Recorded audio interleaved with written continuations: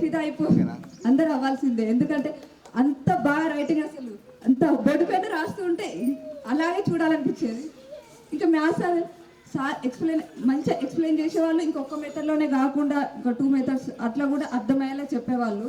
నిజం చెప్పాలంటే మనం చాలా లక్కీగా ఫీల్ కావాలి. ఎందుకంటే ఇంతమంది ఒక్క సబ్జెక్ట్లో ఇట్లా అట్లా కావు, అన్ని సబ్జెక్టులో అంత బాగా పర్ఫెక్ట్గా దొరికిరు మనకి. దానికి నేనైతే హ్యాపీగా ఫీల్ అవుతున్నాను. ఇంకా గురుర్ బ్రహ్మ గురుర్ విష్ణు గురుర్దేవో మహేశ్వర గురు సాక్షాత్ పరబ్రహ్మ తస్మై శ్రీ గురవే నమః అని చెప్పుకుంటాం. ఎందుకంటే గురువే బ్రహ్మ, గురువే విష్ణువు, గురువే మహేశ్వరు. దేవుడి తర్వాత అంతటి గొప్ప స్థానం గురువులకే ఉంది. మనకు సృష్టిని తల్లిదండ్రులు ఇస్తే మన సమాజానికి పరిచయం చేసింది మాత్రం ఈ ఉపాధ్యాయులు. వీళ్ళు మాత్రం మనకి లైఫ్ టైం గుర్తుండిపోతారు. మనకు 10th తర్వాత ఇంటర్ వేరే వేరే ఏ కోర్సులు చదివిన వాళ్ళ సార్లు గుర్తుండొచ్చు, ఉండకపోవచ్చు. వీళ్ళు మాత్రం మనకు లైఫ్ టైం అయితే మర్చిపోము. ఎందుకంటే కొంతమంది 10 years ఎక్స్పీరియన్స్ ఇక్కడ చదువుతారు. కొన్ని ఇట్లా నాకు స్టేజ్ ఫియర్ ఉంది, భయం వేస్తుంది.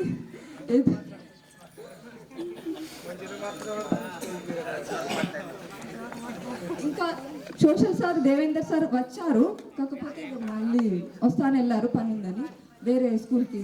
ఫస్ట్ అక్కడ చేసారు, అక్కడికి వెళ్ళారు. ఆ సార్ పెన్ను నోట్లో పెట్టుకుంటుంటే వచ్చి మొట్టికాయ వేసేవాళ్ళు. అదైతే నాకు ఇంకా గుర్తుకుంది. అదే పెన్ను అంటే ఏంటి, సరస్వతిదేవి అట్లా నోట్లో పెట్టుకోకూడదు అనేవాళ్ళు. ఆ జ్ఞాపకాలు అన్నీ గుర్తొస్తున్నాయి. గేమ్స్లో పార్టిసిపేట్ చేసినాయి. ఇంకా ప్లెడ్జ్ చెప్పేటప్పుడు తెలుగులో ఒకరోజు, హిందీలో ఒకరోజు, ఇంగ్లీష్లో ఒకరోజు చెప్పేవాళ్ళం. నాకు హిందీలో మర్చిపోతే మేడం ఇక్కడ వెనక నిల్చుండి అందించేవాళ్ళు. మధ్యలో మిస్ అవుతుంటే అవన్నీ గుర్తుకొస్తున్నాయి.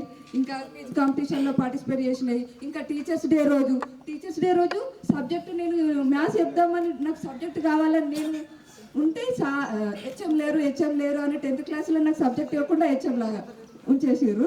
అప్పుడు మ్యాథ్స్ చెప్దాం అనుకున్నా. Sir favourite student Mahender Reddy, అతనికి ఇచ్చిండు సబ్జెక్ట్, అతనే చెప్పేసిండు.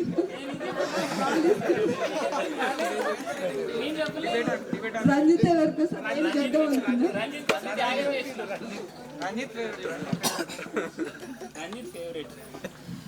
కానీ చైల్డ్హుడ్ మెమరీస్ అనేవి ఎప్పటికీ గుర్తుకుంటాయి. ఇవన్నీ మర్చిపోలేము. ఇంకా చెప్పడానికి, నేను 10th అయిపోయిన తర్వాత ఇంటర్, నా పేరు గోలి మౌనిక. అసలు మౌనిక అని అందరికీ తెలుసు.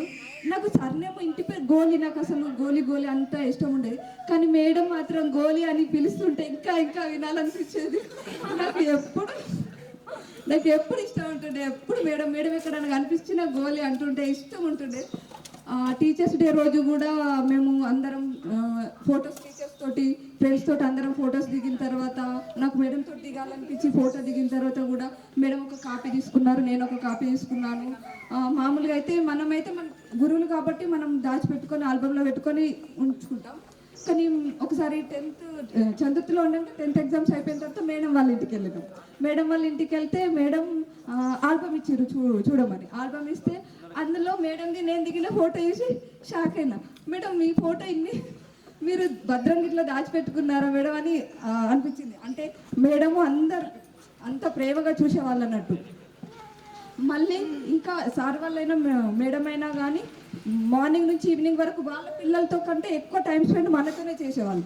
మేడం అయినా ఎవరైనా అసలు ఒక్క రోజు కూడా లీవ్ తీసుకునే వాళ్ళు కాదు, ఎప్పుడు వచ్చేవాళ్ళు. ఇంకా అన్ని 10 years జరిగిన ఎక్స్పీరియన్స్ అన్నీ చెప్పాలని మనసులో ఉంది. కానీ ఇప్పుడు టైం సరిపోదు. అందరూ ఇప్పుడు సర్నేమో ఆకుల మౌనిక.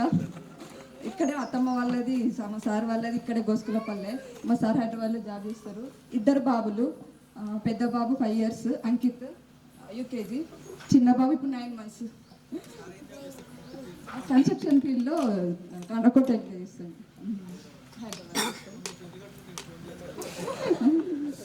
చేస్తే సార్ మిమ్మల్ని మర్చిపోతారు, అసలు మర్చిపోతాను.